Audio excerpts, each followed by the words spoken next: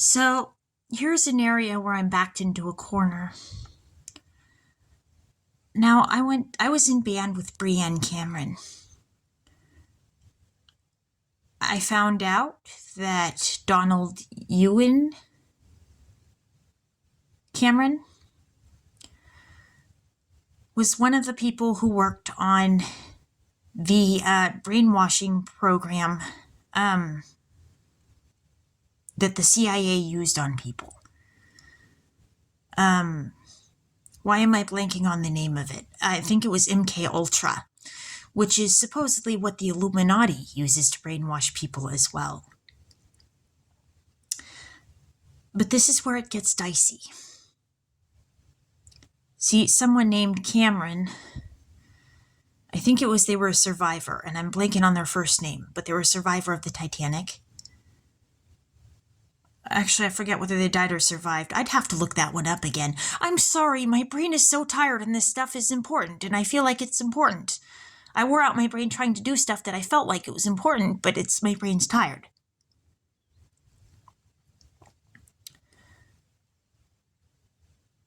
But he was the creator. He worked on MK Ultra for the CIA. Donald Ewan Cameron. Judy Barzee was in Growing Pains with Candace Cameron and Leonardo DiCaprio, who was in James Cameron's Titanic. Katie Peters died on the Titanic. My great-grandma Wilhelmina, I knew my great-grandmother to be Wilhelmina Peters. And when I found this out, I think my jaw just dropped. I started crying. I think I lost my shit. I broke down. I mean, this just hit hard. Picturing the way she would have died on the ship,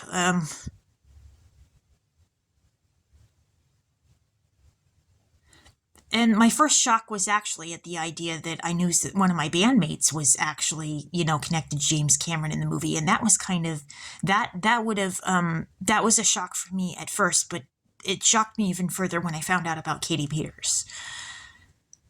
And so Joanna Kerns was on Growing Pains, and then Linda Kerns was in Titanic. And Heather Graham was in Growing Pains, with Joanna Kerns was in. And then Richard Graham played Quartermaster Rowe. And I went to school with Marcia Rowe. She was in drama. And I think it was with her and Jessica Sinsheimer and a few others, Marla Mitchell and a few others, that we performed Phantom of the Opera for the talent show in our school. And Nicholas Rowe was a 9/11 victim. And Deborah Rowe is the mother of Paris Jackson, Michael Jackson's daughter. And Paris Jackson looks so much like Marcia, it's uncanny. I mean, there's no denying that's who she looks like. I mean, it's just like, dang.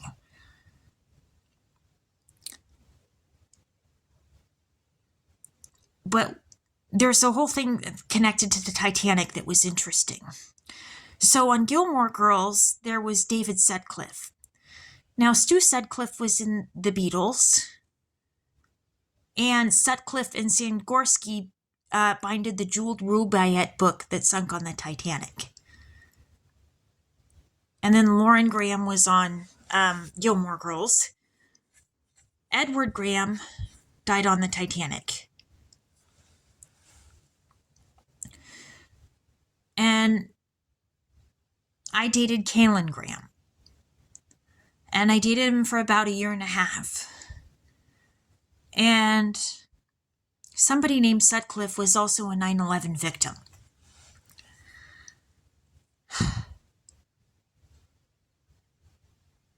And so there's something connecting this whole thing with the Titanic and 9/11, and something about it is relevant. Now, on Saturday Night Live was Heather Graham, who was on Growing Pains, and in Scream 2, which Laurie Metcalf was in. And in Scream 2 was Jamie Kennedy. and Sarah Michelle Gellar. So Laurie Metcalf was in it. She was in JFK. Sarah Michelle Gellar was in it. She was in A Woman Called Jackie with Mark Metcalf and Roma Downey. And somebody named Gellar, it might have been Timothy Geller or Paul Geller. I don't know why I'm blanking on it. I'm very tired. But somebody named Geller was a 9/11 victim.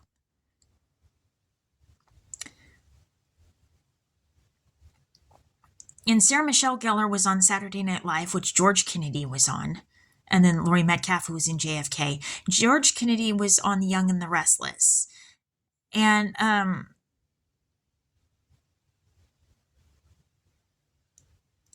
he was also in the Naked Gun movies, which O.J. Simpson was in.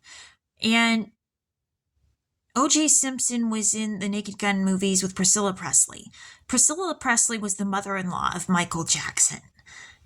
And Lisa Presley's dad was Elvis. Elvis dated he dated Natalie Wood, and the world thought she was dead, and he died of a drug overdose. So there's a question of what happened to both of them. And I was at my grandma Florence's funeral. So I had reason to believe she was alive all those years, and that happened when I was 22, and this was way past the point where Natalie Wood died, or was found to be dead, as far as I knew.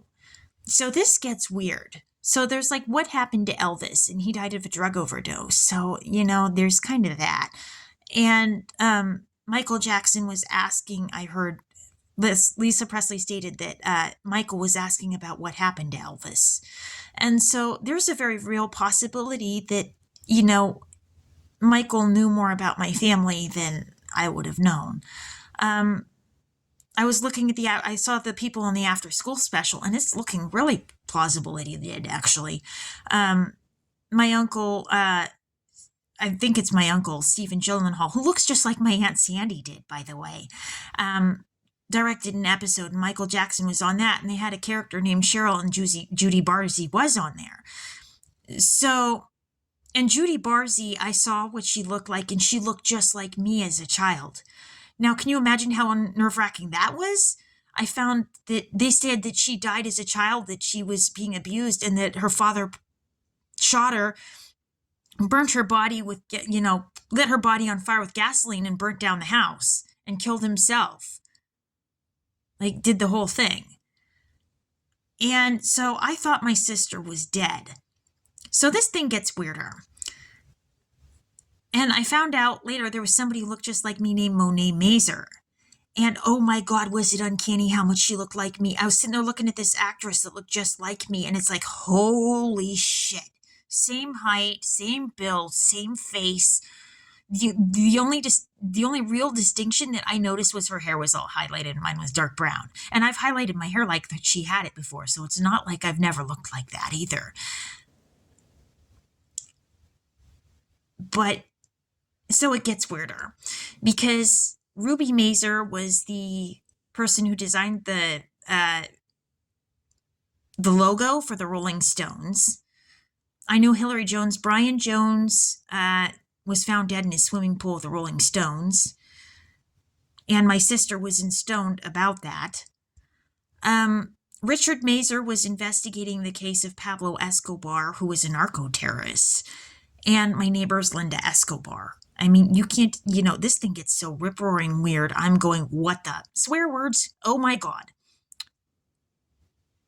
Well, anyway, Michael Jackson, he performed with Britney Spears and The Way You Make Me Feel. And my mom took me to go see the movie Monster about Eileen Wuornos, the serial killer prostitute. And David Spears was an Eileen Wuornos victim. And so what had me interested about this is that Michael Jackson hung out in Studio 54, I found out. And he knew Princess Diana. And was friends with her, and maybe more. My thinking with regards to that is Dirty Diana. And the news said that he was calling it Weird Times at Night. But anyway, he hung out at Studio 54. And he sang with Britney Spears. So what I wondered about is, did Eileen Wuornos meet her clients at Studio 54? And so Britney Spears was also on Saturday Night Live, and so was Neve Campbell, who was in Studio 54. So I'm starting to think Studio 54 is really relevant here. Something about that is really important. And the Rolling Stones were on Saturday Night Live, and they hung out at Studio 54, like Ronnie Wood. So there's something significant. And then they said the cast of Charlie's Angels hung out at Studio 54 as well. And Natalie Wood, it said, was one of the silent partners for Charlie's Angels. So Studio 54, they were known for sexual debauchery. They were known for drug use, wild parties. I mean, it was just nuts. So I saw the movie Gia, about the life of Gia Karanji, the model. And Gia Karanji hung out there too. And Leslie Karanji was on Saturday Night Live. And Gia died of AIDS. And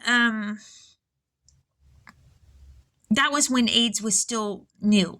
And she was beaten up by her drug dealer. And so my question is, what did Gia Karanji know about what was going on with Studio 54? And did somebody have a role in playing it in her AIDS-related death? And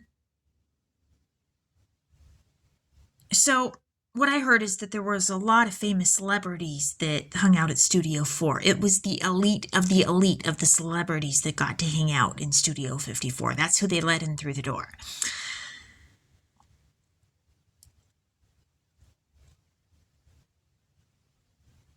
But anyway, supposedly what I read is that Studio 54 got closed down due to issues with money laundering. And they were being investigated for that, and eventually they closed. But I'm wondering, what did Princess Diana know about Studio 54, considering Michael Jackson attended there? And she seemed to have a close thing with him. Anyway, that's just one thing that I'm looking at. I don't even think that might be the whole picture of this thing, because this thing is so darn complicated. I'm like, holy mother, swear word, oh my God. But the Rolling Stones also hung out at Studio 54. And so Allison Jones did casting for Saturday Night Live. And Neve Campbell was on there, and she was in Studio 54. And Brian Jones was in the Rolling Stones. So Brian Jones was found dead in his swimming pool. So the question of this whole thing about Studio 54 and why would they have had something to do with his demise? And that puts that into question about Studio 54 and whether they had something to do with his death.